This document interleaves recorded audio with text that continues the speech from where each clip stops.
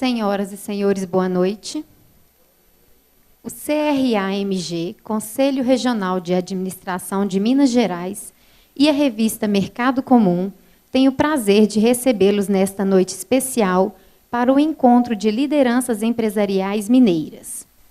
O objetivo do evento é reunir nomes de maior destaque dos diversos setores da economia e negócios de Minas Gerais, para discutir temas importantes e analisar tendências de mercado.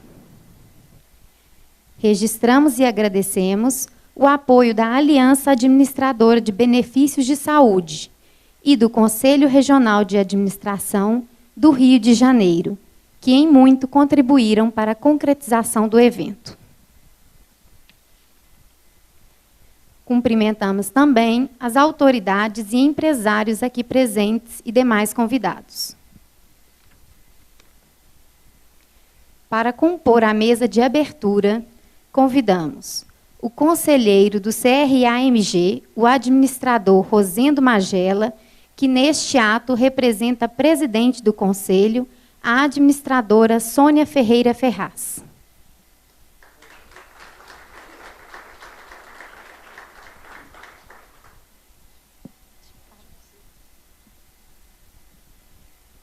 O presidente da revista Mercado Comum, o administrador Carlos Alberto Teixeira de Oliveira.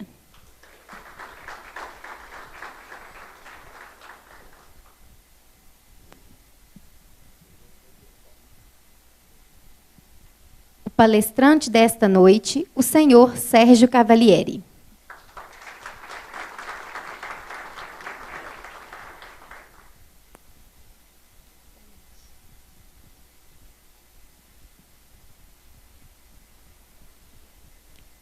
Para dar as boas-vindas, convidamos o conselheiro do CRA-MG, o administrador Rosendo Magela.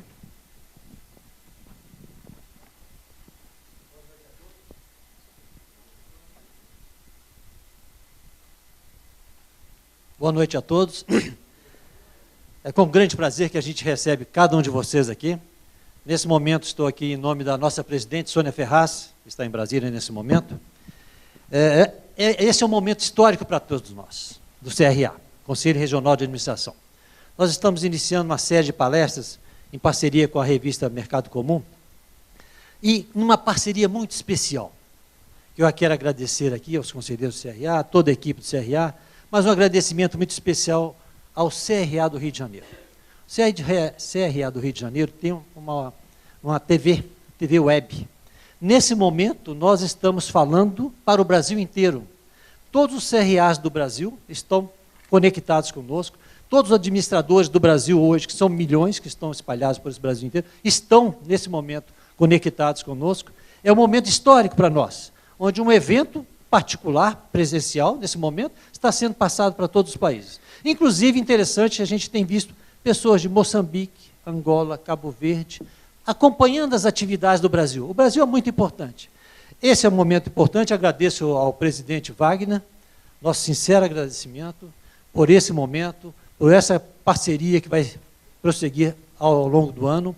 Um agradecimento muito especial ao nosso querido amigo Carlos Alberto Teixeira, que com a sua revista Mercado Comum, que atinge toda a área empresarial do Brasil inteiro, é o nosso parceiro que vai nos ajudar nessa caminhada.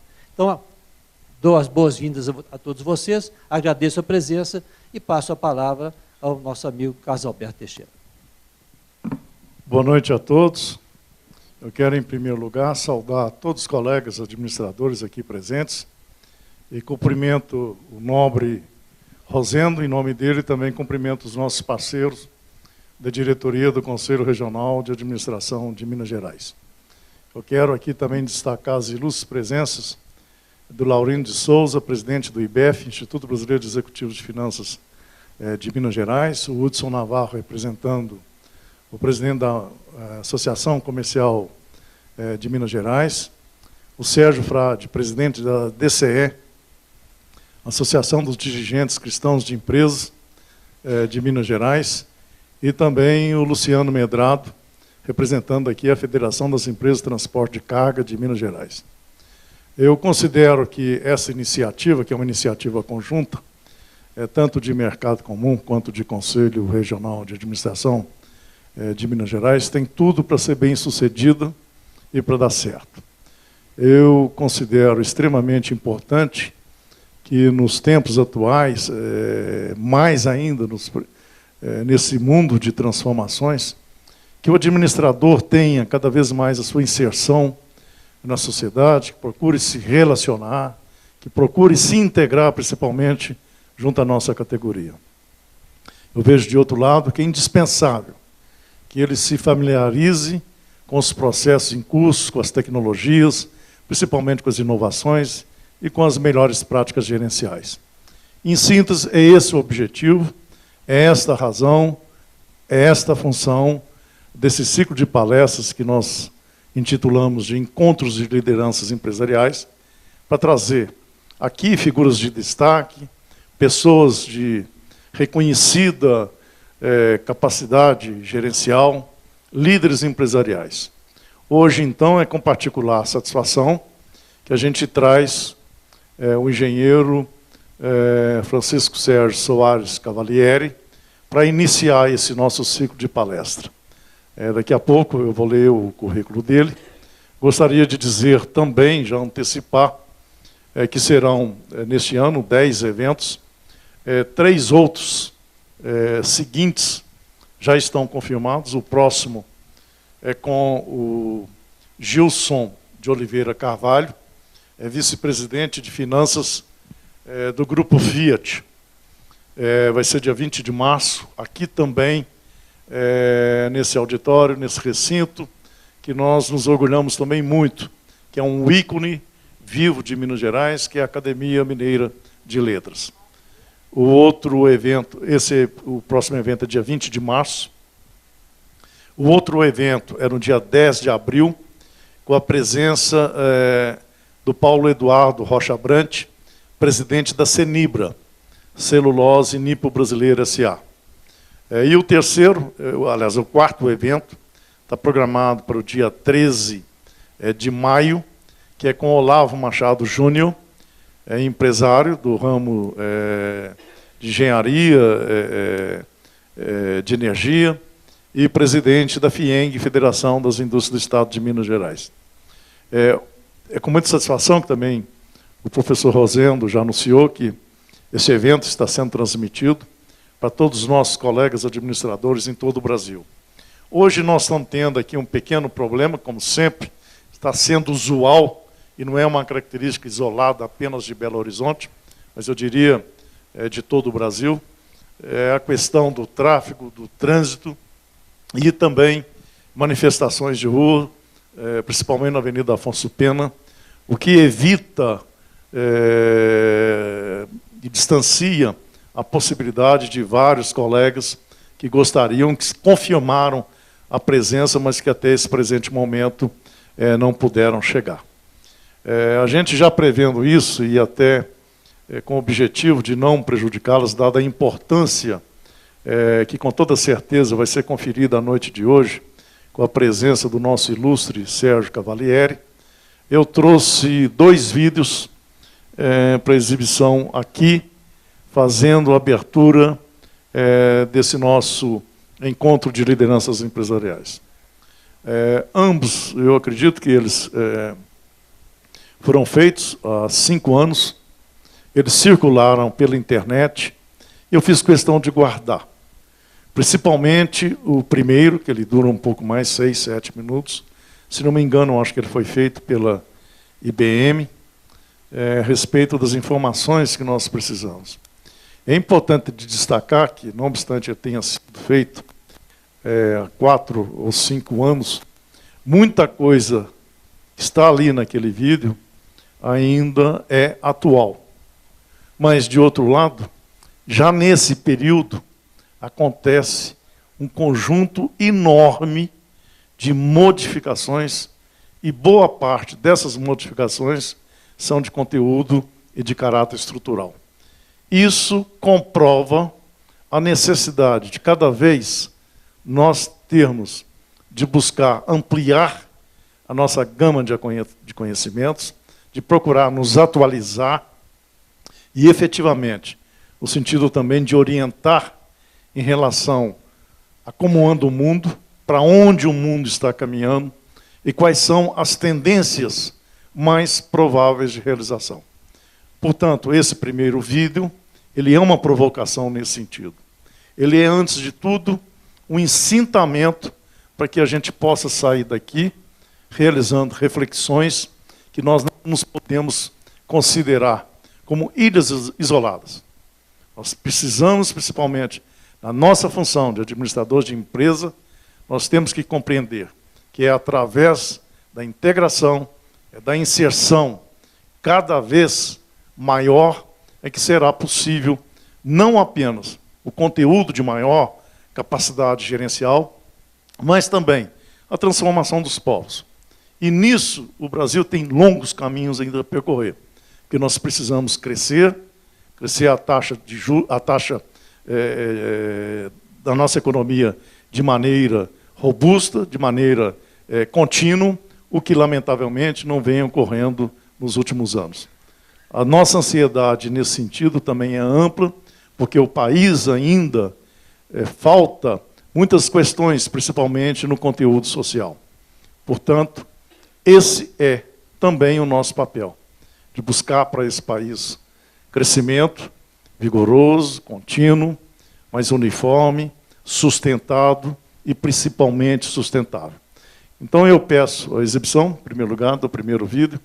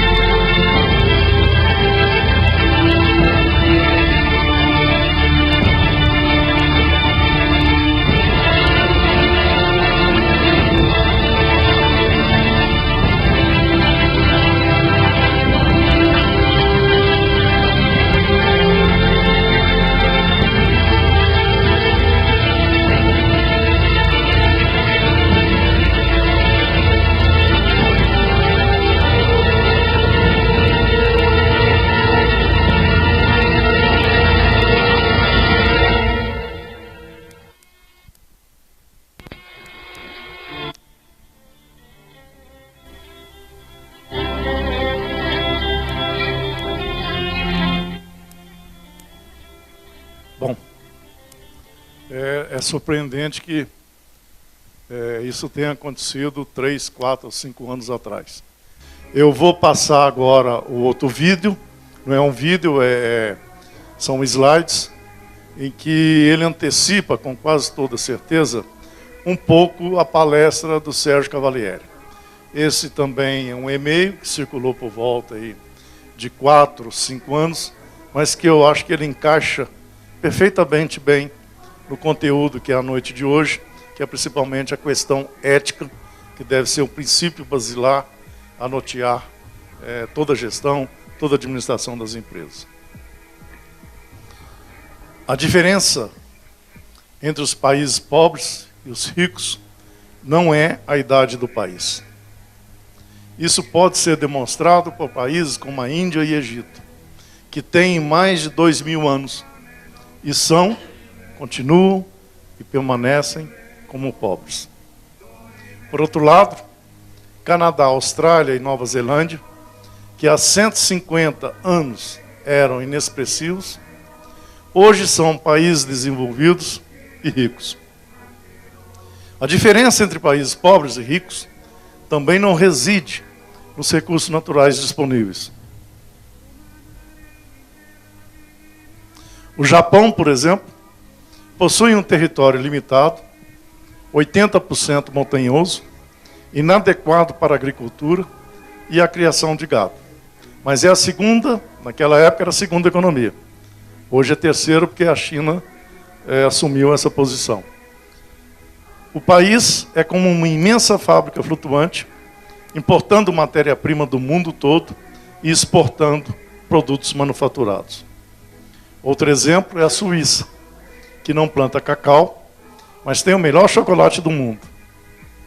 Em seu pequeno território, cria animais e cultiva o solo durante apenas 4 meses no ano. Não obstante, fabrica laticínios da melhor qualidade. É um país pequeno, que passa uma imagem de segurança, ordem e trabalho, o que o transformou na caixa forte do mundo.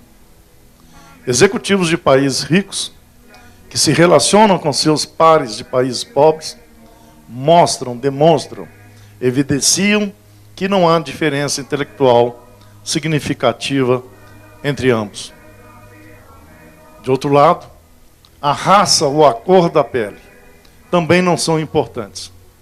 Imigrantes rotulados de preguiçosos em seus países de origem são, às vezes, a força produtiva de países europeus ricos.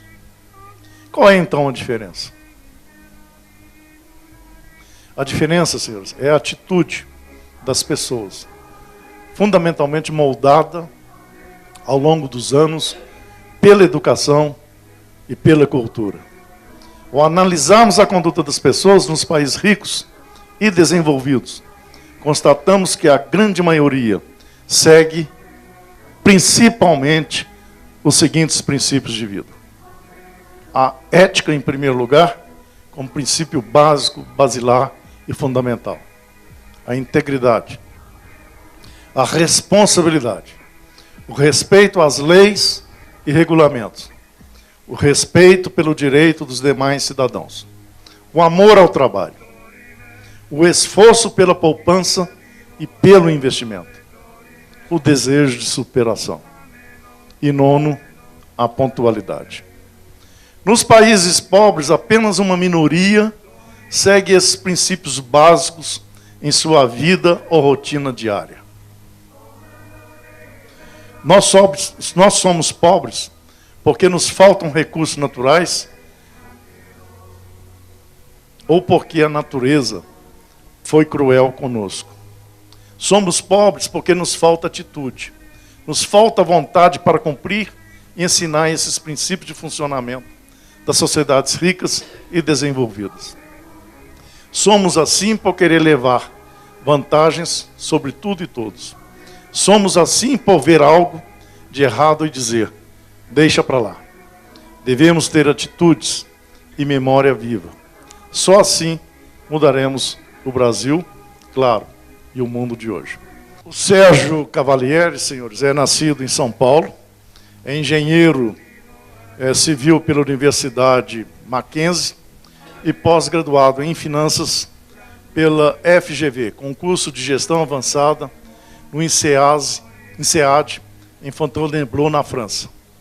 É um dos representantes de terceira geração da família que fundou o Grupo Azamar em 1932.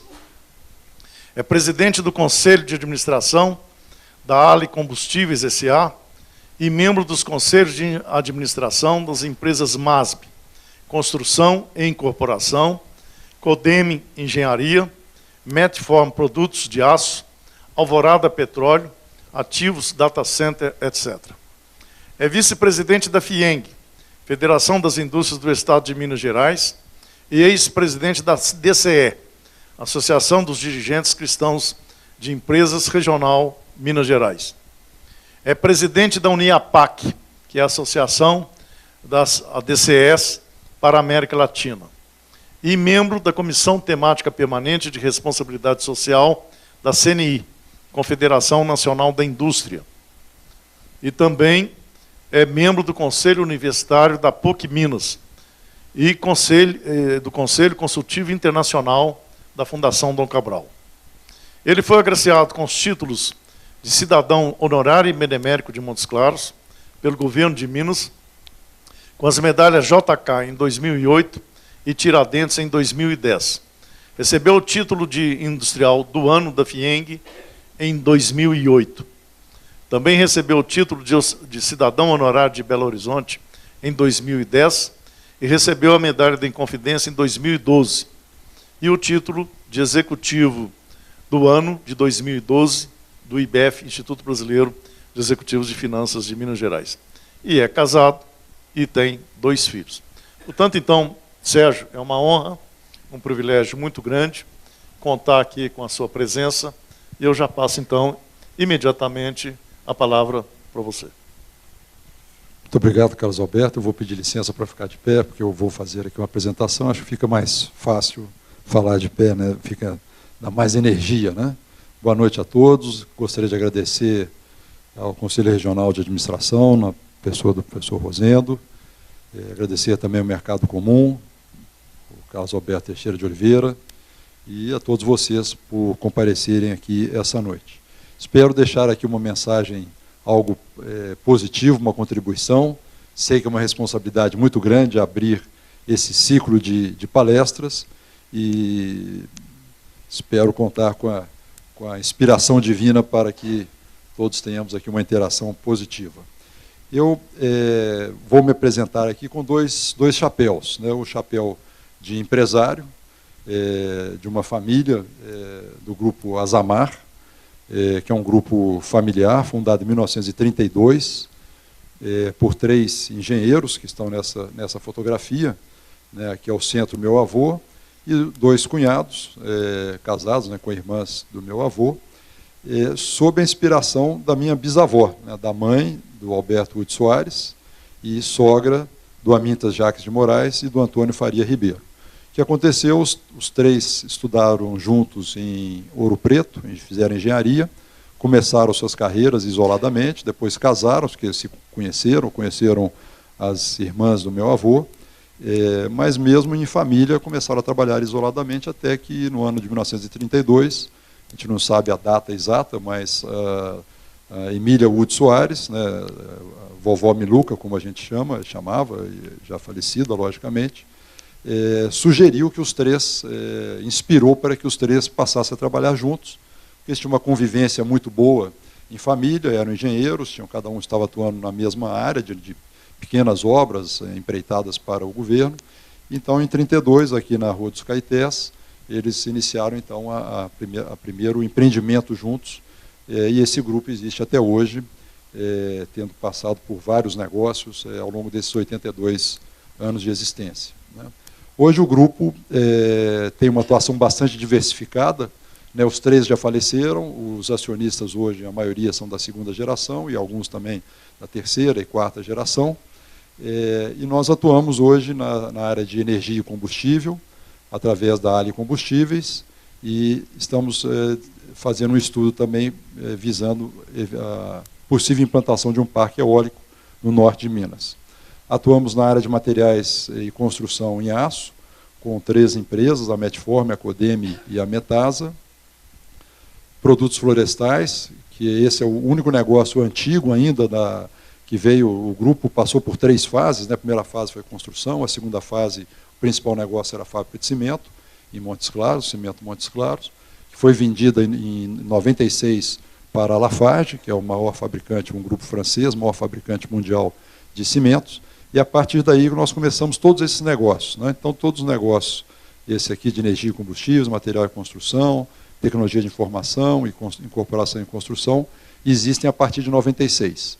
E o único remanescente da época ainda da antiga Cimento Montes Claros, nós tínhamos lá uma área de florestas, que abastecia a fábrica com carvão para ser usado nos fornos de cimento.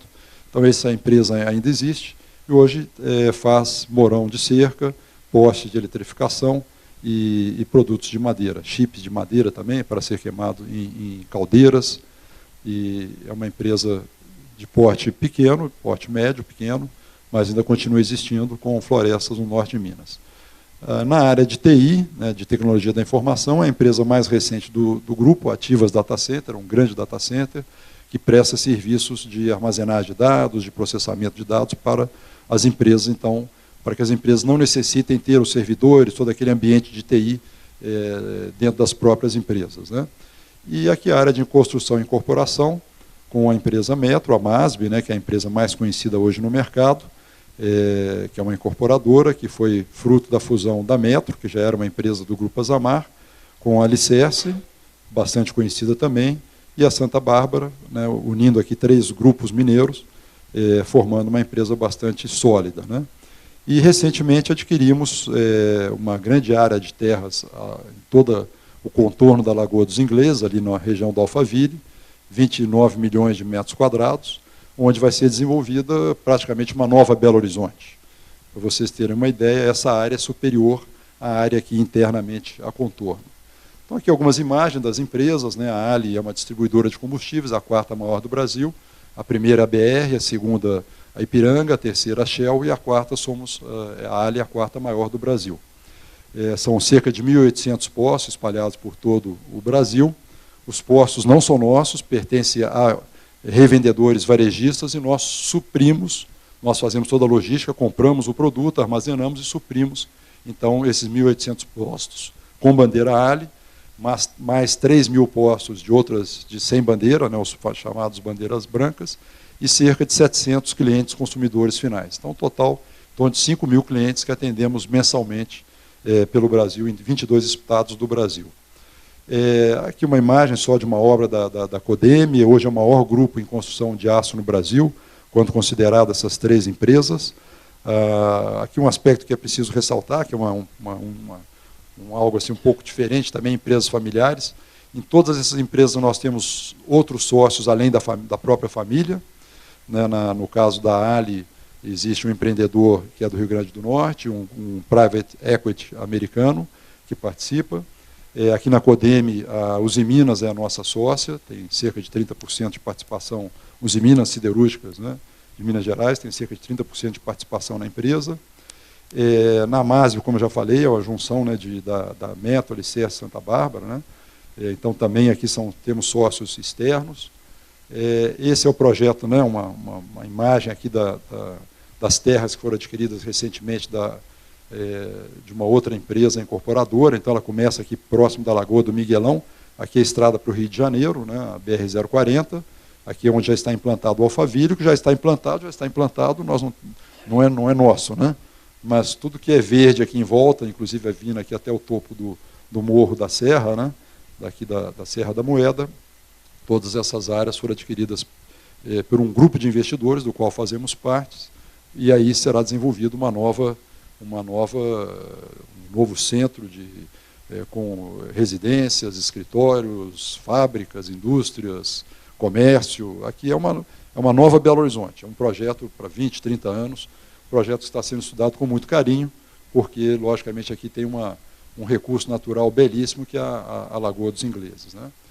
Aqui uma imagem da Ativas, que fica no bairro Camargos, aqui em Belo Horizonte. O data center, como eu falei para vocês, né, com toda a infraestrutura de segurança, de conexão com o mundo externo, né, através de fibras óticas, e uma empresa recente no mercado. Aqui o nosso sócio é a CEMIG, nós temos 51%, e a CEMIG tem 49% dessa empresa. Aqui uma imagem, né, das florestas no norte de Minas e o produto principal, que é o mourão touro. E aqui uma imagem só, não temos isso ainda, né, porque estamos medindo os ventos, né, para se implantar um parque eólico de geração de energia elétrica movida a vento. Primeiro faça a medição dos ventos, assim como para implantar uma hidrelétrica, né, uma usina hidrelétrica, você mede o fluxo de água do rio, para saber a quantidade de água que passa no rio, a possibilidade de acumulação de água daquele rio. O vento não se pode acumular, então você depende do vento estar ventando com uma velocidade adequada, com uma constância também, uma frequência, né, razoável, para que justifique a implantação desses aerogeradores, né, dessas grandes torres, né, onde giram, e aqui tem um gerador em cima e gera então energia elétrica. Isso está sendo estudado, já estamos no 3º ano de medição.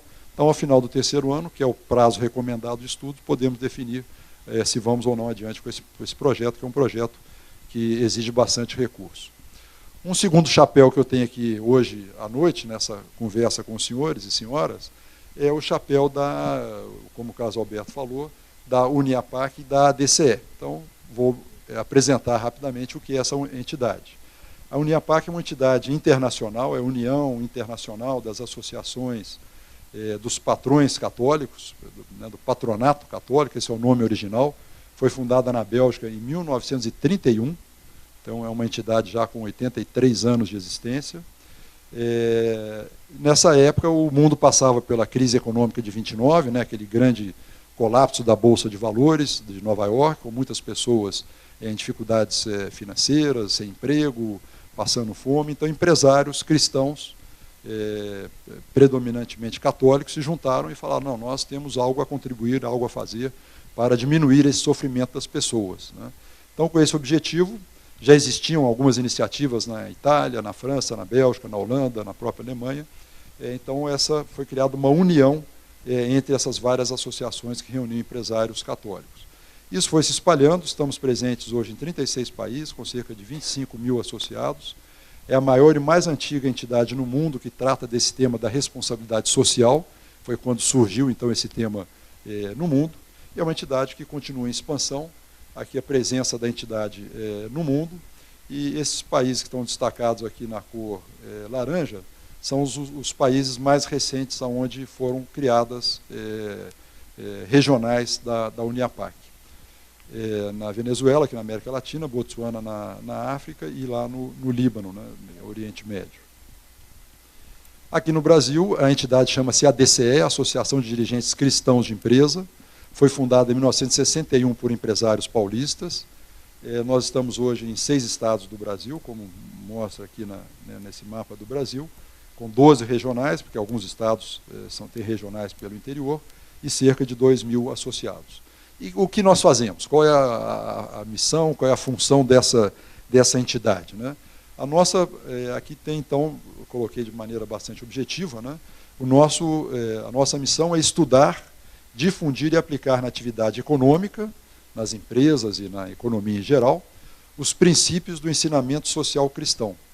Existe, né, vindo do cristianismo, né, um ensinamento social, regras, orientações, direcionamentos que é dado para todas as pessoas, né, e para as empresas também, para os empresários, para os dirigentes, né, de como se portar para que o mundo seja um mundo mais fraterno, mais igual, mais respeitoso das pessoas, com ética, com responsabilidade, com verdade, com justiça social. Então, esses são princípios, são valores que vêm desse ensinamento social cristão e que nós queremos, então, aplicar, né? Formar as pessoas, levar esse conhecimento, né, esse ensinamento desses princípios, desses valores cristãos para os dirigentes de empresas, para que eles apliquem nas suas empresas no dia a dia, durante a condução dos seus negócios.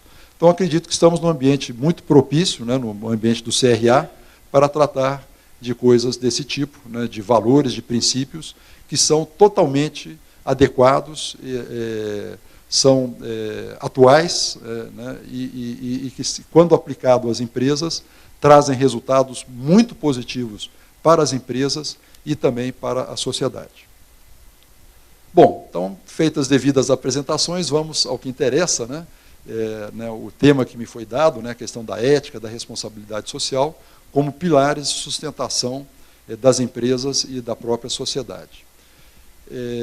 E o que nós temos que parar aqui e pensar, fazer uma reflexão juntos, é que futuro nós queremos para os negócios, né, já que estamos falando de pilar, né, para os negócios e pilar para a sociedade, que futuro nós queremos para os nossos negócios, para as nossas empresas e para a própria sociedade. Essa é uma pergunta que todos nós temos que fazer, e dessa resposta derivará nossas atitudes, nosso posicionamento e definirá o nosso futuro, né?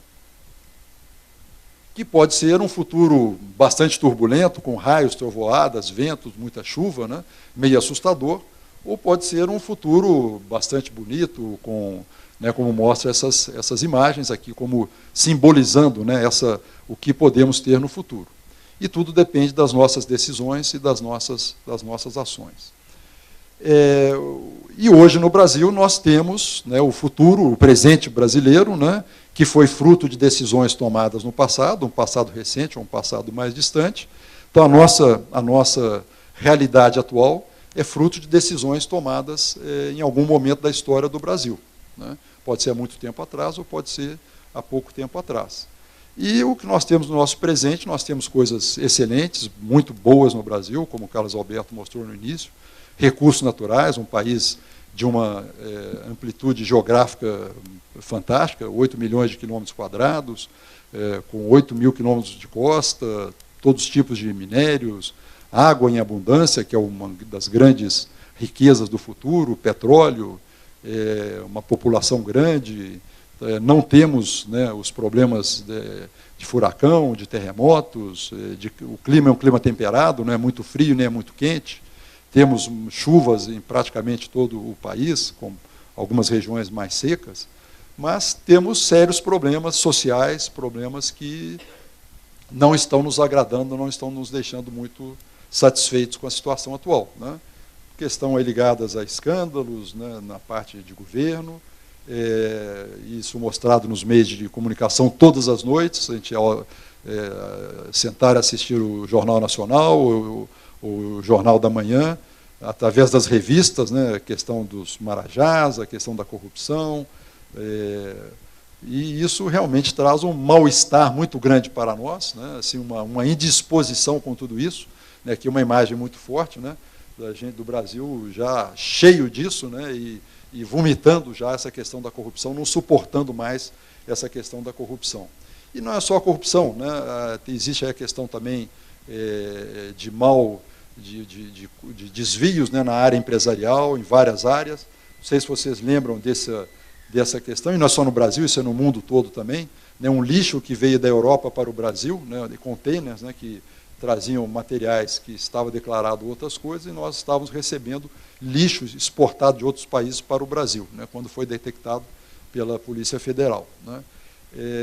A questão até de remédios falsos, né, que é uma coisa assim absurda, né, pensarmos que alguém tenha coragem de falsificar remédios, né, e às vezes as pessoas que vão comprar esses remédios pensam que estão tomando os remédios para resolver algum problema de saúde, na realidade estão tomando nada, porque dentro desses remédios não contém absolutamente nada que traga né, algum benefício para a pessoa, e logicamente tem alguém lucrando bastante com uma atitude desse tipo, né. Tivemos recentemente aquele escândalo em São Paulo, na prefeitura, fiscais que levavam propinas e empresários que pagavam menos impostos e desviavam uma parte desses impostos para esses fiscais da prefeitura, né, na questão lá do ISS e outros impostos municipais. Temos problemas ambientais, a questão da Amazônia, de desmatamento ilegal, né, exploração ilegal de madeira, muitas vezes vai para o exterior, onde é muito valorizada, mas tudo feito de maneira clandestina, porque o país é muito grande, não tem como fiscalizar todas as regiões. Temos problemas de pobreza, né, muita gente excluída ainda no Brasil e no mundo. No mundo são cerca de 900 milhões de pessoas abaixo da linha de pobreza, que passam fome diariamente. Evoluímos bastante nos últimos anos, é verdade, temos que reconhecer, mas ainda temos muitos problemas ligados à questão de exclusão social, de pessoas na periferia, né, periferia das cidades, periferia da sociedade, condições de habitação totalmente indignas, sem saneamento, sem suprimento de água, em condições totalmente precárias, né, de habitação, num país que é um país rico, né, um país rico em recursos naturais, como já falamos, né, e que convive com essa tremenda contraste, né, entre um país, pessoas ricas, pessoas de classe média, pessoas de classe alta, e aqui a favela da Rocinha, né, no Rio de Janeiro, o Cristo Redentor, num cenário que nós conhecemos bastante, e agora uma tentativa muito forte do governo do Rio de tentar controlar, pelo menos, a questão da violência e tentar dominar o território, porque o território, o Estado, né, perdeu o domínio, o controle desse território, que passou a ser controlado por bandidos, por traficantes e outros tipos de delinquentes que, na realidade, exploram esse território em benefício próprio, né. E aí algumas coisas, assim, algumas charges, né, para coisas assim de brincadeira, mas que não nos trazem muita alegria essas brincadeiras, né. Então a professora falando para o aluno, né, escreva na lousa, né, no quadro negro, né, a palavra ética, né, e o garoto então fala, roubaram o giz, professora, né. Então o giz sumiu, quer dizer, alguém passou por lá e levou o giz numa atitude pouco ética, né. Ou então aqui em inglês, né, falando quão importante é a ética na sociedade hoje em dia, né. Então ali uma pessoa fazendo a redação e os outros olhando, né, colando a redação do vizinho, né, numa postura também bastante comum entre os nossos alunos, entre as pessoas aqui, nós mesmos, quando estudantes, né, considerávamos a cola uma coisa quase que natural, normal, alguma vez na vida passamos por isso, nos preparamos mal para alguma prova e levamos uma cola e achamos que isso é normal, isso é natural, né. E aqui uma outra charge também, fala assim, né, eu desviei a verba da Segurança Social, eu emiti as notas fiscais frias, né, então aqui um empresário, aqui provavelmente uma pessoa de governo, né, porque desviou as verbas da Segurança Social, aqui um militar, né, eu recebi um por fora para deixar entrar celulares e armas na cadeia, aqui já um bandido, né, eu mandei matar policiais e incendiar ônibus, e aqui o último da fila, um cidadão, né, de verde e amarelo, falando assim, eu voltei no primeiro da fila. Quer dizer, eu, ao exercer meu voto, eu exerci tão bem que elegi esse camarada para ser um político. E é isso que acontece, né? Nós, cidadãos, temos na mão uma arma muito importante, que é a arma do voto, e não usamos essa arma adequadamente. Nós, cidadãos, somos consumidores e muitas vezes não usamos essa força do consumo para consumir de empresas corretas, de empresas éticas, empresas que têm uma postura adequada no mercado, e às vezes vamos atrás de produtos pirateados, vamos atrás de produtos que têm uma determinada grife, mas que a gente sabe que não é daquela grife. Então nós acabamos por alimentar esse ciclo vicioso que se fecha na economia e na sociedade, né? Bom, e como eu falei, tudo isso que nós vivemos hoje, essa realidade nacional, essa realidade brasileira, foram frutos de decisões tomadas no passado, às vezes são decisões difíceis que nós temos que tomar, como administradores, como dirigentes de empresa, como empresários, né? E aqui uma figurinha, aquela questão da relação que nós temos permanentemente entre o bem e o mal, né? Então um diabinho, né, dando alguns maus conselhos no ouvido direito e um anjinho dando bons conselhos no ouvido esquerdo, a corda bamba que a gente vive no dia a dia para manter as empresas vivas, com tantos impostos, tantas dificuldades, tanta burocracia, né, estabelecida no Brasil, mas temos que tomar, com todas essas dificuldades, com todos esses dilemas, tomar decisões, né? E qual o caminho a seguir, né? Seria ideal se pudéssemos seguir o caminho da ética, né? Mas temos outros caminhos que nos provocam, né, que nos chamam assim, com muita força, o caminho, às vezes, de uma facilidade, a troco de alguma propina que é paga, um caminho que não é tão moral, de alguma coisa que não é tão legal, um caminho que privilegia o lucro, mas que se distancia da ética, porque está apontado em outra direção. Então, esse é o mundo que nós vivemos, é a realidade do administrador de empresa, a realidade das empresas, e é disso que eu queria falar com vocês e refletir um pouco, né?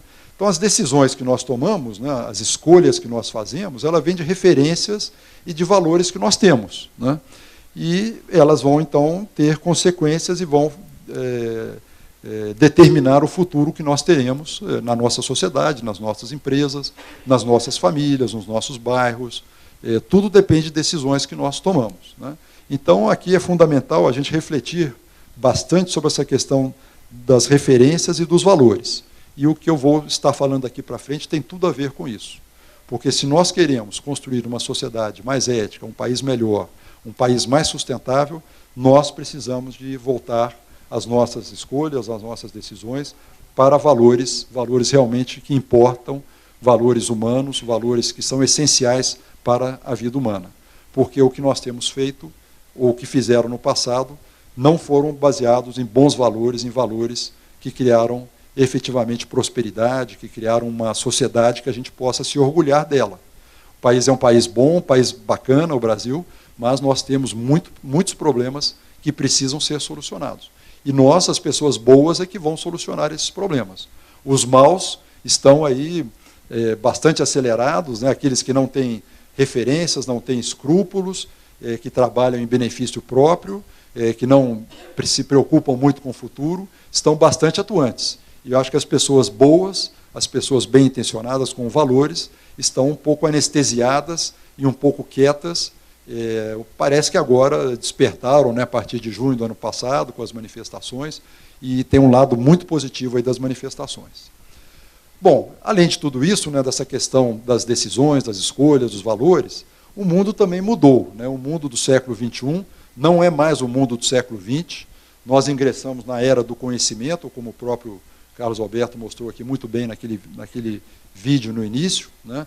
Nós temos uma transparência total em todas as ações que nós fazemos, em tudo que acontece no mundo inteiro, né? A possibilidade das telecomunicações, da internet, dos smartphones, né? Isso aqui nós estamos conectados o tempo todo, 24 horas por dia, qualquer coisa que aconteça. Ontem mesmo teve lá um evento que a gente não foi muito bem esclarecido, né, de um eventual arrastão na Avenida Nossa Senhora do Carmo, rapidamente se espalhou pelas redes sociais, todo mundo ficou apavorado. Eu liguei para o meu filho, que estava voltando para casa, falei, não volta, eu moro no Belvedere, não volta pela Nossa Senhora do Carmo, para onde você está, entra aí na rede social, vê o que está acontecendo, não sei o que está acontecendo, já me falaram que assaltaram uma porção de ônibus. Então, na realidade, parece que o fato não foi tão grave assim, e a polícia está até investigando. Se teria sido um boato, até com má fé, mal intencionado, para distrair a polícia, né, e mover a polícia naquela região e deixar outras regiões menos guarnecidas, né? Mas o fato é que a internet, as telecomunicações, colocam essa transparência, essa interdependência, porque como a informação é instantânea e é disponível para todas as pessoas em todo o mundo, existe uma interdependência muito grande, porque um fato que acontece em qualquer lugar do mundo tem reflexo em outro lugar do mundo, né? Uma bolsa de valor que cai lá, que fechou hoje de manhã, ou que fechou hoje à tarde, né, nos Estados Unidos, numa posição ruim, já influenciou as bolsas que estão abrindo na Ásia negativamente, porque criou um pessimismo no mercado financeiro, por exemplo, né? E, além disso, com essa transparência toda, né, existem órgãos de fiscalização, órgãos da própria sociedade civil, né, como o próprio Ficha Limpa, né, que foi um movimento feito pela Igreja Católica, junto com a AB, procurando combater a questão dos políticos corruptos, né? O Código da Defesa do Consumidor, criado em 90, tem 20 anos, é bastante recente. O Ministério Público, também, que foi criado com a Constituição de 88, os PROCONs, e agora, recentemente, a Lei Brasileira Anticorrupção, que é a lei que pune o corruptor, porque a lei punia só o corrompido, né? A lei passa a punir agora as empresas corruptoras, e nós organizamos, então, na ADCE, na terça-feira, anteontem, uma palestra com o Dr. Ordélio Sete, que é um advogado de um escritório Azevedo Sete, bastante reconhecido aqui em Belo Horizonte, que foi nos falar o que traz essa lei e as novas preocupações e as implicações que isso traz para os empresários. O fato é que todos nós estamos sendo fiscalizados, acompanhados pela sociedade ou pelo governo o tempo todo, né, aquela velha frase, o rei está nu, né, nós estamos despidos, né, os fiscais estão às nossas portas aí o tempo inteiro, tem todas as informações, Serasa, lá o serviço americano, né, de informações, através do Google, né, que acessa os perfis das pessoas. Então, todos nós, todas as pessoas sabem de tudo e tudo que se passa. Então, aquela antiga postura, né, que às vezes tínhamos nas nossas empresas, ou que algumas pessoas tinham, de varrer para debaixo do tapete, né? Não, vamos fazer isso aqui dessa forma, porque dá para conduzir desse jeito, não está muito correto, mas ninguém vai ver, nós estamos localizados aí no interior, numa região mais remota. Esqueçam disso, né? Qualquer mal feito será descoberto, é questão de tempo. Temos também a questão ambiental no planeta, né, que se agrava com 7 bilhões e quase 200 milhões de pessoas no planeta, que necessitam, né, de água, de produtos, de roupas, de alimento, e vão exaurindo o planeta. E o fato é hoje que o planeta já não suporta mais a demanda que a sociedade atual tem, né? Nós precisaríamos cerca de 3 planetas Terras para suprir todos os minerais, o petróleo, todo o gás, para que isso tivesse uma forma sustentável. Então, a tão falada sustentabilidade já não existe mais nos dias de hoje. Nós estamos num mundo insustentável. Não sei se vocês se lembram, quando foi mais ou menos em setembro do ano passado, deram aquele alerta assim, falaram, ó, o mundo já consumiu tudo aquilo que o planeta poderia repor no período de um ano. Então nós estamos cada vez chegando, né, consumindo, né, antes, né, em setembro, em agosto, né, tudo aquilo que o planeta pode repor, né, através das chuvas, da evaporação, chuva, água que volta para o planeta e toda a regeneração, ou então que o mundo possa ter matérias-primas para as gerações futuras, né? As pessoas também mudaram, né, com essa possibilidade das telecomunicações, da informação instantânea.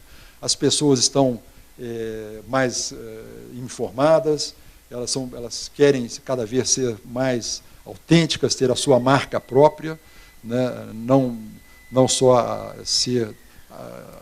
parecer alguma coisa, mas ter uma marca própria, né, que identifica aquela pessoa. Elas querem mais tecnologia, a todo momento querem evoluir na questão da tecnologia, exigem mais respeito, mais velocidade, querem fazer a diferença, querem mais tolerância, né, para todas as questões ligadas a gênero, ligadas à raça, ligadas a opções religiosas, opções sexuais, né, as pessoas querem que o mundo seja um mundo tolerante e querem sustentabilidade, só que ao quererem mais tecnologia, ao consumirem mais tecnologia, estão, de certa forma, impactando a questão da sustentabilidade. Mas as pessoas também são diferentes, o poder está mais na ponta, né, o poder está mais descentralizado. Hoje as pessoas têm esse poder porque, ao postarem, por exemplo, alguma notícia na internet, isso se espalha rapidamente, né, e a pessoa, então, tem essa possibilidade, eventualmente, de denunciar algo que antigamente ela não tinha esse poder. Então, a pessoa, o ser humano, a sociedade, tem mais poder para si, e isso faz uma diferença muito grande, não só para o governo, mas para nossas empresas também. E o relacionamento das empresas, então, que antigamente era principalmente com seus acionistas, porque a empresa devia, né, um retorno para os seus acionistas, os dividendos, os lucros para os seus acionistas, e o resto era o resto, né, era da onde vinha esses resultados, né, a empresa passa a ter uma exigência para que ela tenha um relacionamento mais equilibrado com todas essas partes interessadas, né, não só com os acionistas, mas com seus próprios colaboradores, que cada vez exigem mais respeito, exigem mais participação, exigem diálogo, exigem transparência, os próprios fornecedores, o governo também, relacionamentos éticos com o governo, com a comunidade. Vocês lembram que no passado as empresas, as cidades ficavam querendo atrair fábricas, indústrias para criar emprego, criar impostos para se desenvolver, e hoje em dia não é mais assim, né? Não é qualquer fábrica que uma cidade quer atrair para ela. Se é uma fábrica que polui, uma fábrica que traz muito ruído, traz muito tumulto para a cidade, muita gente, aquela cidade fala, não quero esse empreendimento aqui. Então, hoje, as pessoas, as cidades, elas têm esse poder, né, as comunidades têm esse poder de rejeitar até a existência de uma empresa e mesmo barrar que aquela empresa se instale ou que permaneça funcionando. Os concorrentes também merecem respeito através de uma concorrência leal. Concorrer é algo positivo, e aí tem um problema muito difícil para nós, brasileiros, para nós, empresários, com a questão da concorrência, né? O brasileiro detesta a concorrência. Se pudesse, ele matava todos os concorrentes, ficava sozinho no mercado, né? Ele não está acostumado com a concorrência. Então, daí a questão da formação de cartéis, da combinação nas concorrências, né? É tão comum, né, a gente saber das concorrências fraudadas, né? Porque foram um grupo de empresas que se juntaram para ganhar, para ter um lucro adicional, para poder ter um preço maior naquela concorrência. Lá no primeiro slide eu mostrei aquela questão do trem-salão, né, que estão chamando, que foi a concorrência dos trens em São Paulo, que as empresas combinaram os preços, né, antes de apresentar nas concorrências, né. Então, aqui é importante que haja uma concorrência leal, né, que a empresa pratique e reconheça a concorrência como algo positivo, que melhora, né, que faz a empresa buscar mais produtividade, mais qualidade, e que é saudável, né, essa concorrência é positiva para a sociedade. E essa preocupação muito grande com as gerações futuras, né, porque o que será do meio ambiente, o que nós estamos deixando, né, que mundo nós estamos deixando, que sociedade estamos deixando para os nossos filhos e netos. E, logicamente, os clientes também são uma parte muito importante, porque eles é que trazem o dinheiro para dentro do sistema, né. Então, o mundo das empresas tornou-se um mundo mais complexo, né. Os administradores têm que saber equilibrar todas essas partes relacionadas muito bem, porque se isso não estiver muito bem equilibrado, uma delas pode simplesmente destruir ou definir que aquela empresa não irá existir mais. Por exemplo, se os clientes falarem, não quero comprar mais dessa empresa, os produtos não são de boa qualidade, ou essa empresa não produz de forma ética, de forma legal, usa mão de obra, por exemplo, fabrica lá na China, no Vietnã, usa mão de obra muito barata, mão de obra infantil, não compra o produto dessa empresa. Aquela empresa simplesmente vai deixar de existir no mercado ou vai sofrer com essa decisão desses clientes, né. Então, como eu falei, né, o poder está nas ruas, o poder está na mão das pessoas, essa é a grande mudança do século XXI, e é um mundo novo, gostemos ou não, é nesse mundo que nós estamos vivendo, que as nossas empresas estão inseridas e que nós temos que saber navegar, e que nós temos que ter sucesso navegando nesse novo mundo, o mundo do século XXI, a era do conhecimento. Deixamos para trás a era industrial, o período, né, que veio lá do século XIX e que perpassou o século XX. E uma questão, né, da reputação das empresas, né, aqui uma imagem também bastante interessante, né, um balão, e aqui né, parece que essa flecha aqui, se ela entrar um pouquinho mais aqui, vai estourar esse balão e jogar nos ares a reputação da empresa, né. E essa é verdade, né? A reputação que leva décadas para ser construída pode ser destruída em um simples episódio, né? Um passo mal dado, uma decisão mal tomada, um funcionário nosso que atenda mal a um cliente lá na ponta, numa filial longe, distante da sede da empresa, distante dos acionistas, né? Pode colocar em risco a reputação e trazer outras consequências mais graves para a empresa. E como que a gente pode evitar isso? Então, qual seria que eu deixo aqui como uma sugestão, como uma reflexão bastante forte, uma indicação para vocês, para os senhores, para que conduzam seus negócios, para que tomem as decisões dos seus negócios, para que elas sejam baseadas em valores. E nós temos que, então, buscar, identificar quais são esses valores, né? E nós, então, na DCE, na entidade que eu presido aqui no Brasil, na América Latina, lançamos, no ano passado, em agosto de 2013, um programa em conjunto com a Conferência Nacional dos Bispos do Brasil, chamado Empresa com Valores, né? E o que é esse projeto, né? É um projeto de responsabilidade social empresarial baseado no ensinamento, no pensamento social cristão, nos valores que vêm do cristianismo. Aqui uma imagem do lançamento, logicamente é uma parceria, a DCE foi convidada pela CNBB, que é uma entidade que todos os senhores e senhoras conhecem, né? Todo ano realiza a campanha da fraternidade, é uma entidade que comandou lá o Ficha Limpa, agora está trabalhando pela reforma política, trabalhando no combate à corrupção também. Então, aqui pessoas ligadas à igreja, né? Tenho certeza que quase todos vocês conhecem o Dom Mol, que é o reitor da PUC, que é o líder desse projeto dentro da Igreja Católica.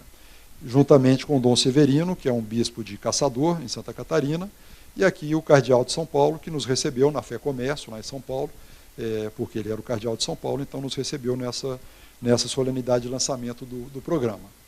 E, muito sucintamente, quais são esses valores, né, da onde se baseia, né, esse pensamento, esse ensinamento, essas diretrizes que vêm, que são valores universais e essenciais para a condução dos negócios e da sociedade, né? Em primeiro lugar, a dignidade da pessoa humana.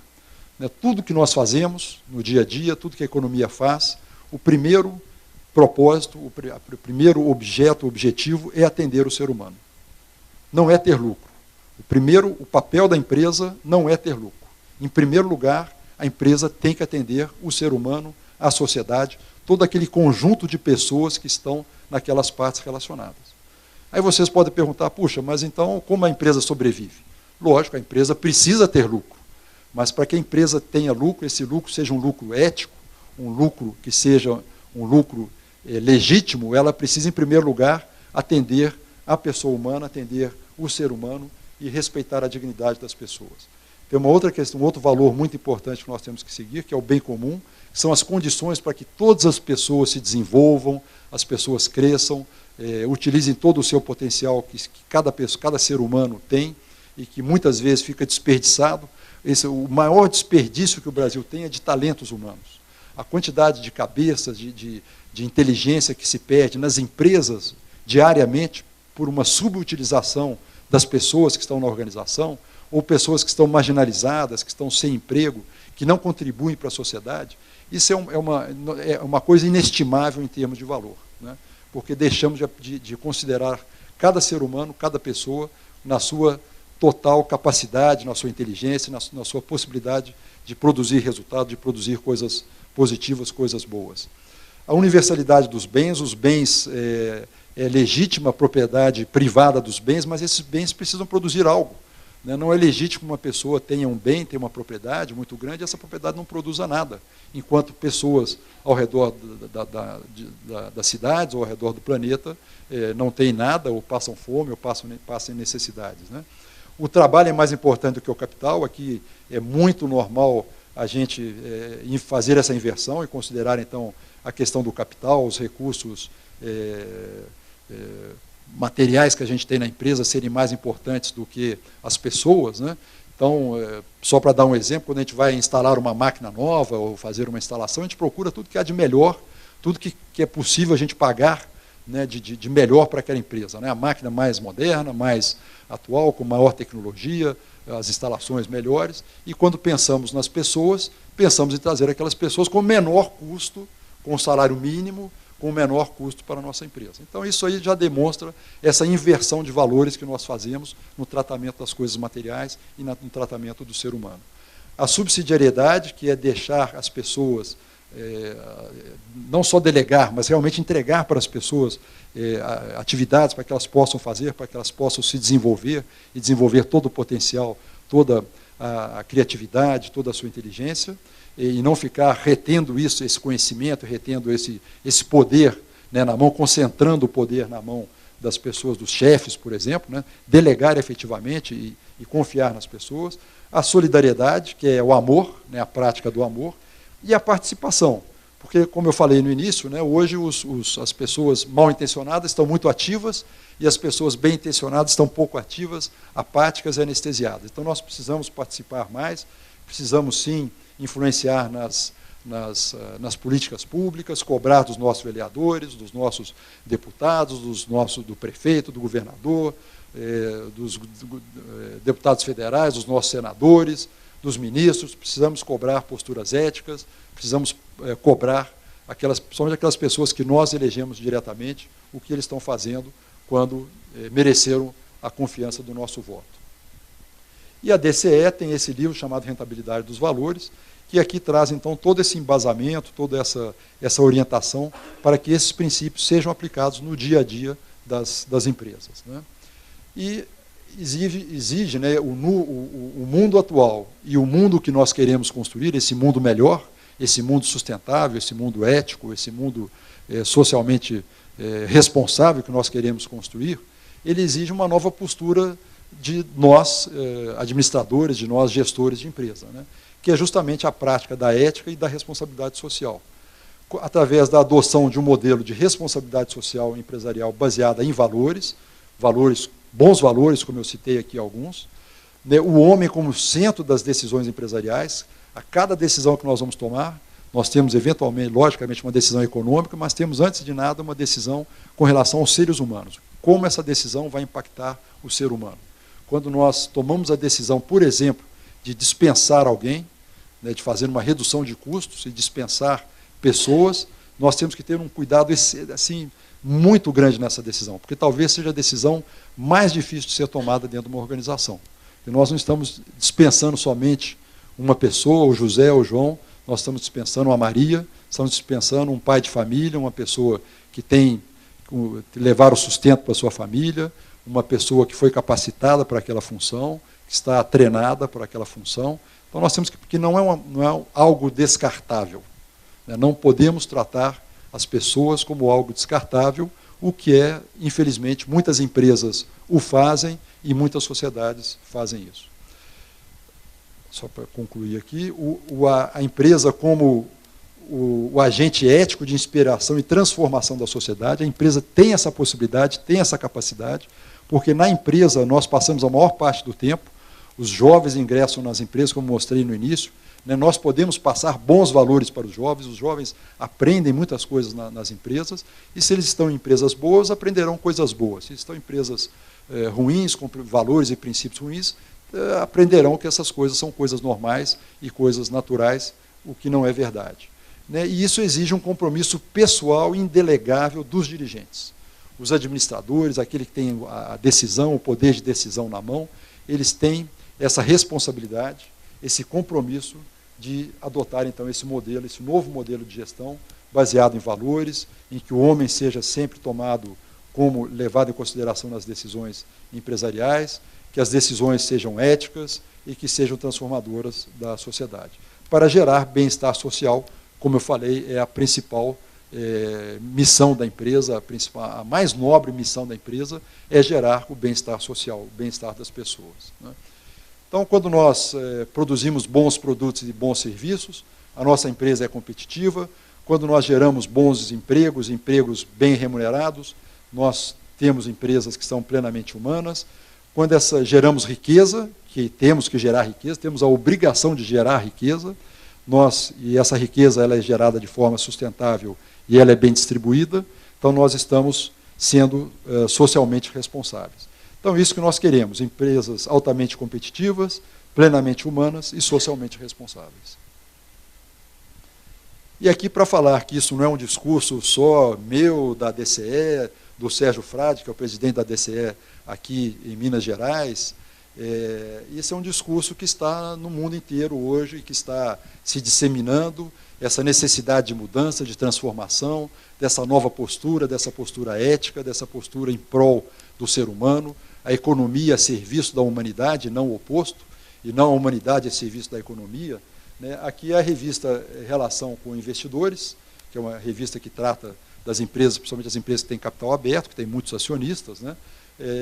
De outubro de 2013, falando assim, governança só é boa se estiver ancorada em bons valores individuais. Né? Então, aqui falando da questão dos valores, que hoje é um tema falado em toda a academia, em todo o mundo corporativo. E outras entidades, né, como o Michael Porter, que trata dessa questão da empresa mais humanizada, como a questão do valor compartilhado, a empresa criando valor, mas esse valor compartilhado entre todas as pessoas que se relacionam com aquela empresa. O Instituto Ethos, que já é fundado em 1990, que trabalha também essa questão da responsabilidade social. O Instituto Acatu, que trata a questão do consumo consciente, porque hoje nós já ultrapassamos a barreira desse consumo, estamos consumindo demais, precisamos diminuir o ritmo, né, de consumo. O Instituto Brasileiro de Ética Concorrencial é uma outra organização também já bastante antiga, que trata dessa questão da ética na concorrência. A da SOS Mata Atlântica, que é uma entidade muito tradicional no Brasil, tentando salvar a Mata Atlântica. O Dalai Lama, né, falando no seu livro, né, Compaixão ou Competição? Né? Interessante, né, ele trazer essa questão, né, o que é mais importante no mundo, né? Competir aquela competição desenfreada, as pessoas destruindo o outro, ou termos compaixão e uma atitude de colaboração com as outras pessoas, né? Queremos destruir o nosso competidor, ou, quem sabe, podemos ter uma atitude ética, uma concorrência leal, e entender que a concorrência é algo natural e algo salutar para o desenvolvimento das empresas. E um movimento mais recente, nos Estados Unidos, através dessa pessoa, o John Mackey, que é o CEO, né, o presidente do Whole Food Markets, que é uma cadeia de supermercados americana, que tem toda uma proposta de comida orgânica, de comida que traga mais saúde para as pessoas, né, tentando combater a questão da obesidade, junto com um professor indiano, que criaram esse movimento do capitalismo consciente. Esse livro já existe, um capítulo, né, de pessoas que gostam dessa ideia, que abraçaram essa ideia do capitalismo consciente, um capitalismo que seja mais equilibrado, que atenda todas aquelas partes relacionadas, e que não vise só o lucro. E, logicamente, a Igreja Católica também tem se manifestado bastante a esse respeito, né, da questão como o ser humano está no centro da economia, e assim a Igreja considerou todo o tempo, né, ao longo de toda a sua existência, né. Então, o Papa Bento XVI escreveu já no final já do seu pontificado uma encíclica, que é uma carta circular que os papas escrevem para todas as pessoas, né, que é chamada Caridade na Verdade, né, falando do desenvolvimento integral do ser humano, né, está em inglês aqui, né, através da caridade e da verdade, né.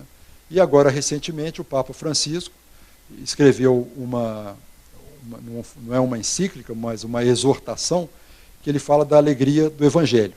E é muito interessante, porque as pessoas costumam criticar muito a igreja, né? Falam que a igreja... Eu tenho aqui essas duas publicações, né?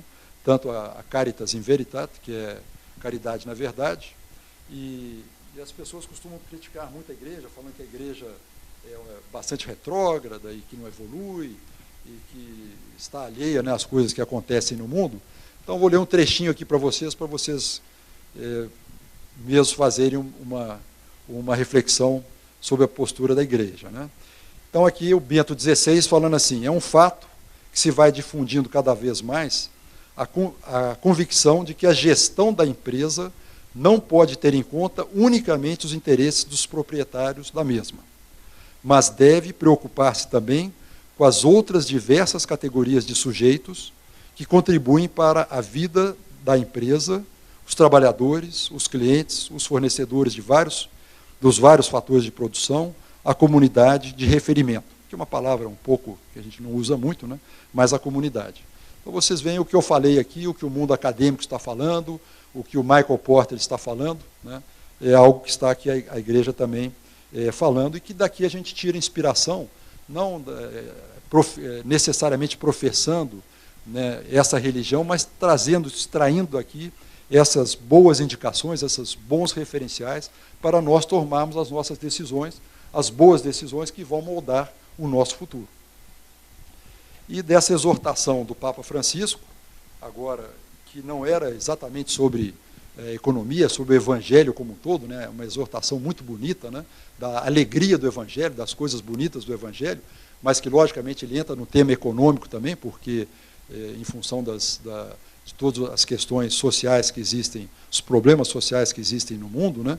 Então ele fala assim: não se fala apenas de garantir a comida ou um decoro, sustento para todos, mas prosperidade e civilização em seus múltiplos aspectos.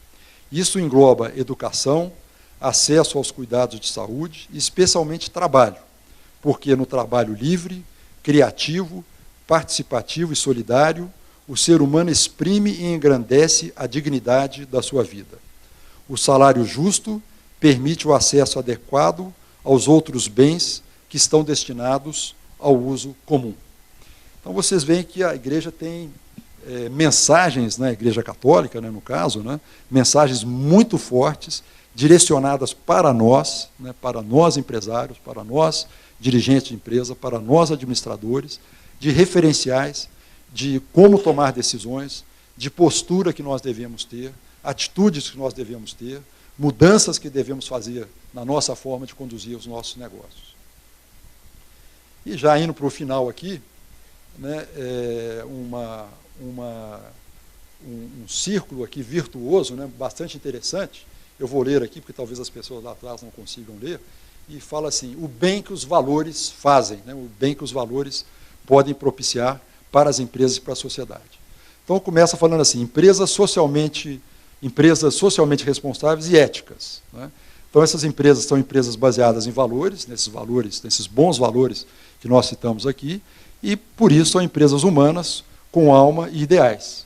Elas são empresas competitivas, porque elas valorizam o ser humano, as pessoas que trabalham naquela empresa gostam de trabalhar na empresa, produzem mais, elas atendem bem os seus clientes, então os clientes gostam de comprar daquela empresa.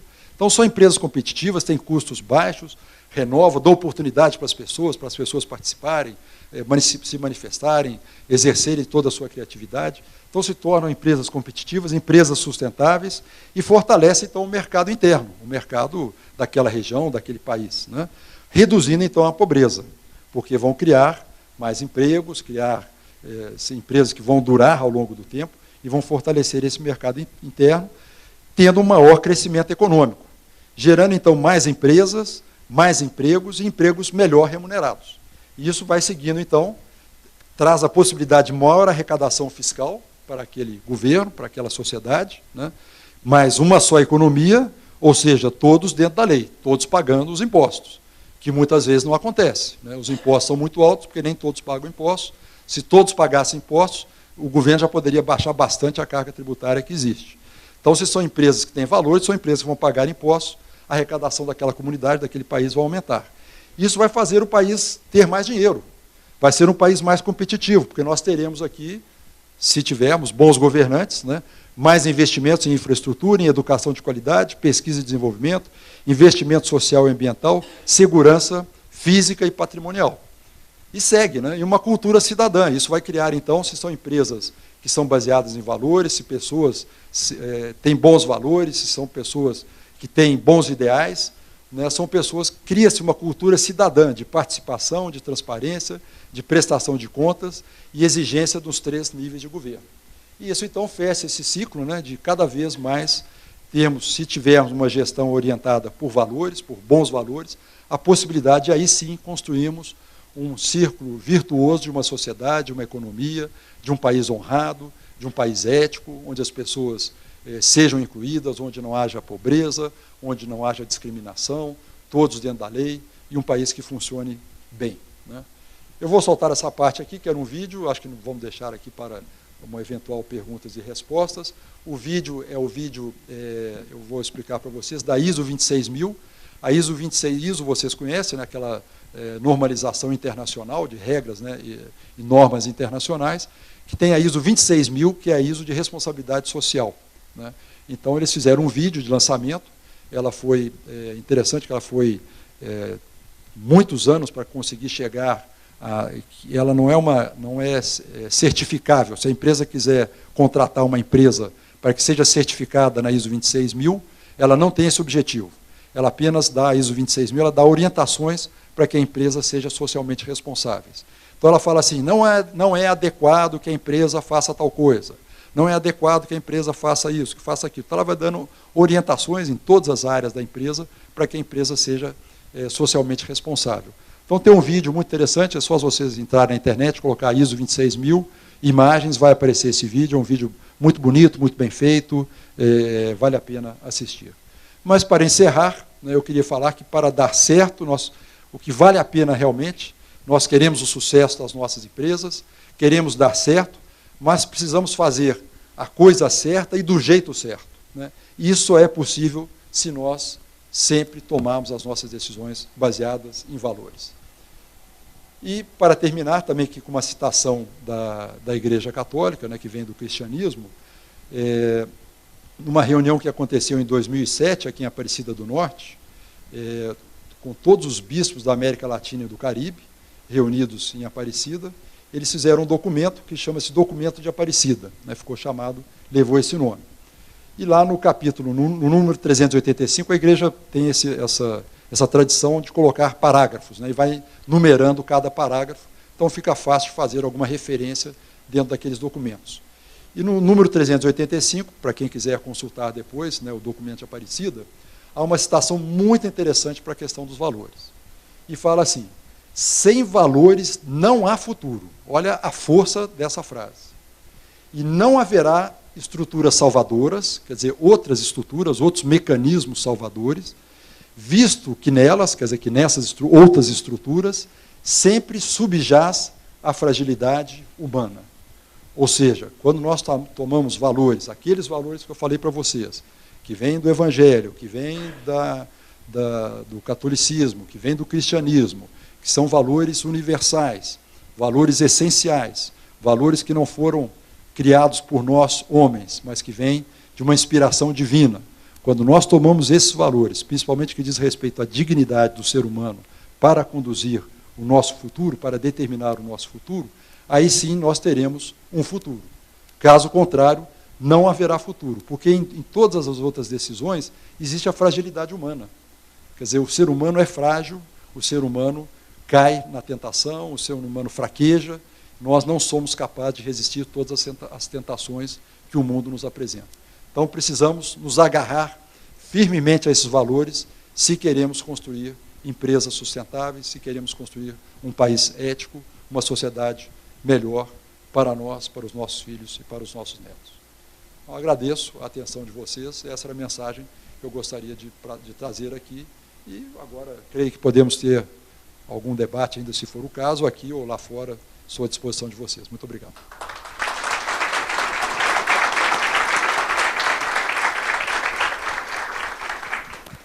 Bom, gostaria, antes de devolver a palavra para o Rosendo e o Carlos Alberto, de deixar com eles o material da Empresa com Valores, que é esse projeto que ele tem por objetivo formar grupos, inicialmente formar grupos de 8 a 10 pessoas, empresários, dirigentes, administradores, economistas, contadores, profissionais liberais, e mostrarmos o que é responsabilidade social, quais são esses valores que vêm da doutrina do ensinamento social cristão, como isso é aplicado no dia a dia, e depois prosseguir nessa parte de formação desses empresários, da formação em valores, e fazer a aplicação disso nas empresas. Então, esse programa já está estruturado, é um programa que mistura reuniões presenciais, né, desses grupos de 8 a 10 pessoas, 2 reuniões mensais, durante 4 meses, e depois ensino à distância,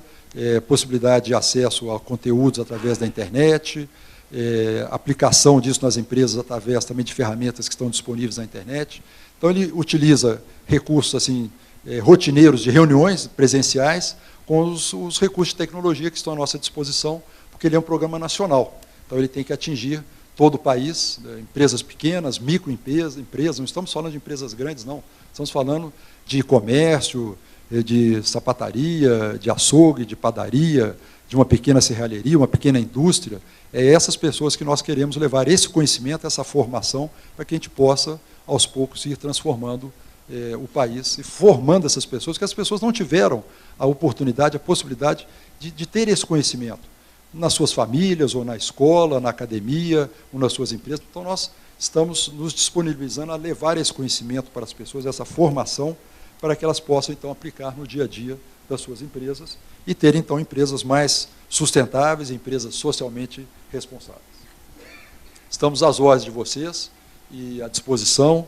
Entre no nosso site para conhecer mais a organização, lá tem informações a respeito desse projeto, e se alguém quiser formar esse grupo dentro da sua empresa, no seu bairro, na sua comunidade, na sua igreja, nós já estamos prontos para atender esse grupo e dar todo o apoio para que esses grupos se formem e tenham, então, essa capacitação em responsabilidade social, em valores e de forma prática, porque isso vai ser levado efetivamente para ser aplicado nas empresas, nos seus negócios. Os seus negócios vão dar mais resultados, serão mais perenes, seus funcionários, seus colaboradores trabalharão mais satisfeitos, a comunidade onde vocês estão inseridas terão mais admiração por as suas empresas, será um processo ganha-ganha aí altamente valioso e produtivo para a nossa sociedade. Sérgio, em primeiro lugar, eu quero te parabenizar e te felicitar pela excelência da sua palestra Eu entendo que ela, mais do que uma aula de administração, de gestão, foi efetivamente uma aula de vida. Uma aula, fundamentalmente, de valores. Neste mundo que a cada dia a gente vê com mais complexidade, por mais que se imagine que a gente esteja tão diretamente contactado a número, a qualquer país, de uma maneira instantânea, muitas das vezes a gente desconhece até mesmo quem seja os nossos vizinhos de parede. E nisso aí você colocou de uma maneira muito bacana, muito bonita, essa questão também da fraternidade, essa questão também da saúde social, de uma maneira em geral. Então, eu te cumprimento com muita satisfação. Eu acho que o Rosendo também comunga dessa minha opinião. Eu quero aqui também destacar a presença do Pedro Fiuza, ex-presidente do Conselho Regional de Administração de Minas Gerais, que nos confere a honra muito especial também de estar participando desse nosso evento.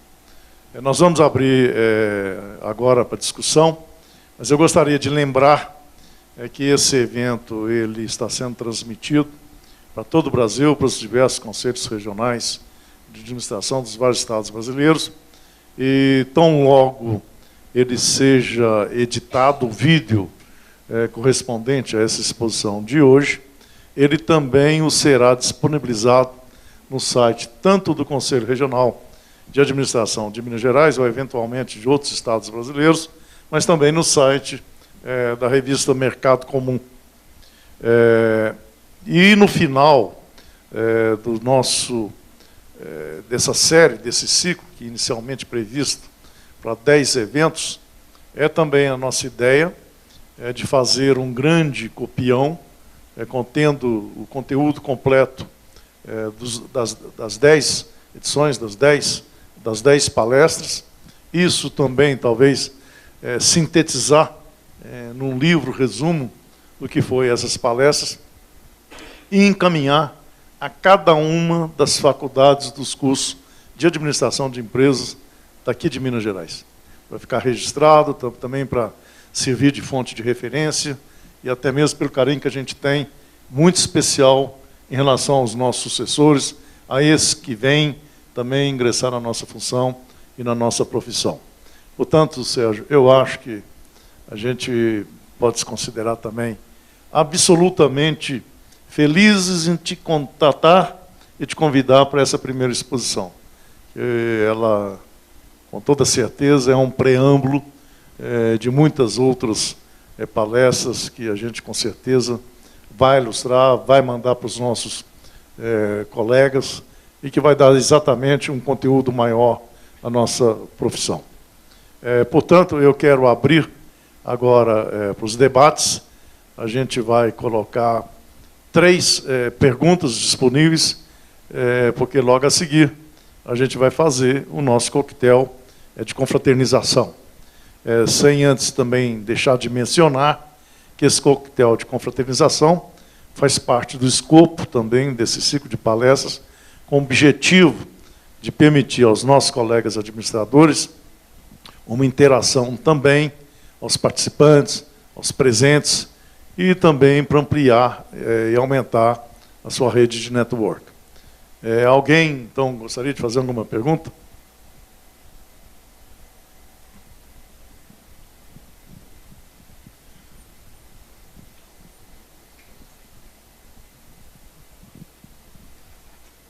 Primeiramente, boa noite. Meu nome é César. Eu queria agradecer a palavra, agradecer a apresentação, porque para mim foi muito importante que o senhor deu uma aula do que é compliance, em outras palavras, porque compliance é um termo que a gente, poucas pessoas conhecem, mas cada dia está sendo muito falado no país. E o senhor conseguiu traduzir de uma forma assim, bem simples, com um linguajar bem popular, uma palavra que parece até complicada, mas não é. O que é o compliance? Em cima dessa analogia que eu estou fazendo, eu gostaria de saber que a prevenção, ela é um rumo que todas as empresas teriam que tomar, principalmente aquelas que não nasceram com essa estrutura que o senhor colocou? Bom, a minha visão sobre esse assunto é que, na realidade, a melhor prevenção que se pode ter é justamente a aplicação dos valores, da ética, desse cuidado, né, com o ser humano, com o meio ambiente, seguir as leis do país, né? As leis são para serem seguidas, né? Se nós não estamos de acordo com alguma lei, nós temos que fazer um movimento junto aos parlamentares para que a lei seja mudada. Mas, enquanto a lei está em vigor, nós temos que cumprir a lei. E aqui no Brasil, nós não somos muito, esse é um outro problema, né, que o brasileiro tem, eu falei da questão da competição, um outro problema é que nós somos muito complacentes, né, muito lenientes na aplicação das leis. Né? Lei do trânsito, então, acho que é a lei mais respeitada do Brasil. Né? Ninguém segue a lei do trânsito. Eu confesso que eu não sigo a lei do trânsito, a gente acha que é normal, né, andar acima da velocidade, parar em lugar proibido. Então, é uma questão cultural, mas nós temos que mudar isso. E essa mudança, para aqueles que já, como você falou, que já tiveram a felicidade, a sorte de ter esses valores de berço, de família, de escola, de educação, na adolescência ou no início de carreira, melhor, e para aquelas empresas que já estão tendo posturas, né, adequadas e corretas, seguindo a lei, excelente. Eu acho que a maior prevenção é justamente a constituição, né, dos códigos de ética, como nos foi até sugerido pelo Dr. Ordélio Sete, nessa palestra que ele fez para a DCE na terça-feira, com essa nova lei anticorrupção. Aí já é uma questão mais técnica, né, porque a empresa precisa mostrar, ele mesmo falou, né, a questão igual a mulher de César, né, precisa ser correta, precisa parecer correta também. Então, a empresa precisa ser correta, mas precisa parecer correta. Então, tem que ter vários instrumentos que demonstrem que a empresa teve toda a boa intenção e que não quis ter algum descaminho, vamos chamar assim, que aquilo foi um ato isolado de algum funcionário, algum colaborador, ou algo assim, um infortúnio que ela se viu envolvida. Né? Então, não só a constituição dos códigos de ética, o código de postura, de conduta, mas a prática. Porque fazer código de ética é muito fácil, pregar na parede ou distribuir os livros, né, para os livretos, para os funcionários, mas o mais importante é praticar, é o exemplo, é o dia a dia, esse é que é o mais importante, a maneira para que as empresas possam estar em compliance, né, cumprindo todas as exigências em todas as áreas, né, em todas na área trabalhista, ambiental, de tributos, de Código de Defesa do Consumidor, todas as regras que são colocadas sobre as empresas. Então, acho que a questão dos valores não só garante o futuro, mas faz também uma prevenção, e são uma grande barreira. E nós mesmos, lá no Grupo Azamar, com 82 anos de existência, lógico, nós sempre investimos em tecnologia, buscamos capacitar as pessoas, buscamos ter produtos inovadores, atender bem os clientes, mas o que realmente nos fez sobreviver durante 82 anos foram os valores que nós recebemos lá dos nossos antepassados e que são praticados até hoje. Então, isso é que realmente deu essa sustentação, essa sustentabilidade para a empresa, que teve altos e baixos, dificuldades. Tivemos empresas muito bem-sucedidas, como eu mostrei aqui, ou empresas que não, mal-sucedidas eu não mostrei, porque já fecharam, já acabaram, não prosseguiram. Então, mas realmente os valores, aqueles valores cristãos, aqueles valores universais, que nós procuramos seguir até hoje, não vou dizer que nós somos santos, que conseguimos cumprir fielmente, mas buscamos seguir. Isso foi o que realmente manteve o grupo vivo e perene durante 82 anos. Essa é o maior crédito que nós damos, é realmente a questão dos valores.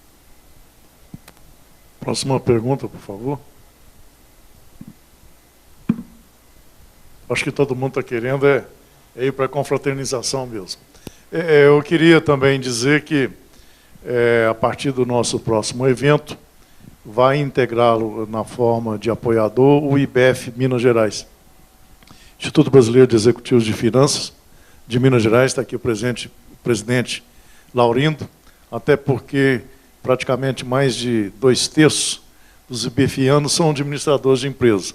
Então, portanto, se sentem familiarizados também com essas questões e, claro, vão nos enriquecer muito com a presença deles. Eu também gostaria de pedir desculpa, porque estava previsto a gente trazer a última edição da revista Mercado Comum para distribuição dos senhores. Mas, lamentavelmente, ocorreu uma surpresa, que hoje, ao verificarmos lá os nossos arquivos, nós constatamos, lamentavelmente não acompanhamos, a edição se encontrava esgotada, o que impediu de trazer aqui. Essa última edição, eu quero dizer para vocês, ela teve uma busca muito grande por causa do conjunto de informações que estão nela. Principalmente dados estatísticos sobre a economia de Minas Gerais, mas também fundamentalmente em relação à economia brasileira.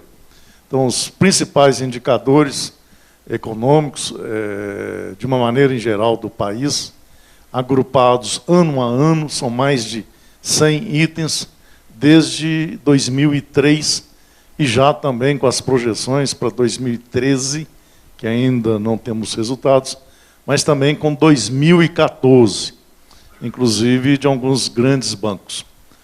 Tem também com relação ao comércio exterior, balanço de pagamentos, a relação dos maiores importadores e exportadores de Minas Gerais relativamente ao ano de 2013.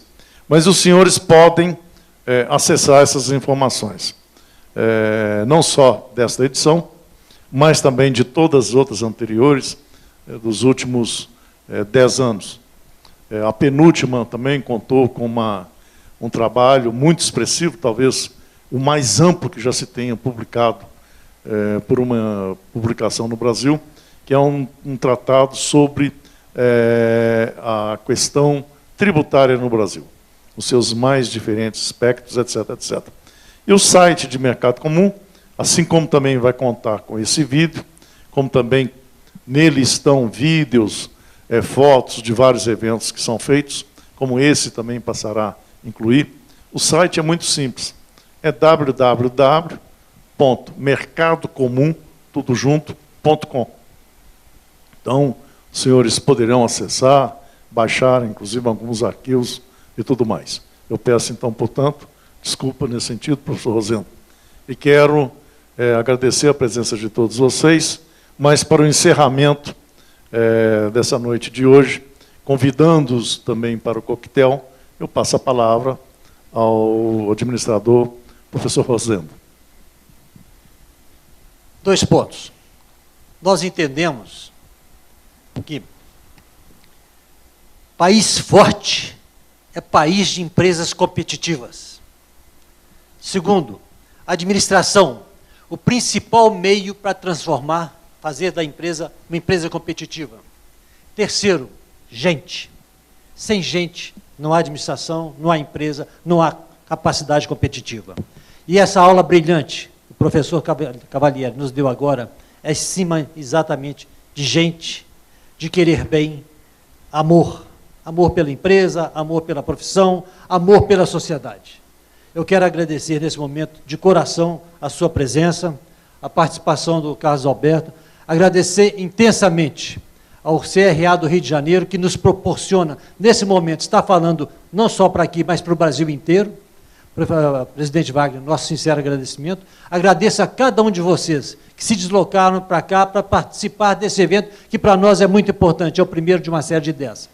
Agradeço ao meu ex-presidente, Pedro Ciuza, e especialmente a cada um de vocês. Muito obrigado a todos e uma boa noite.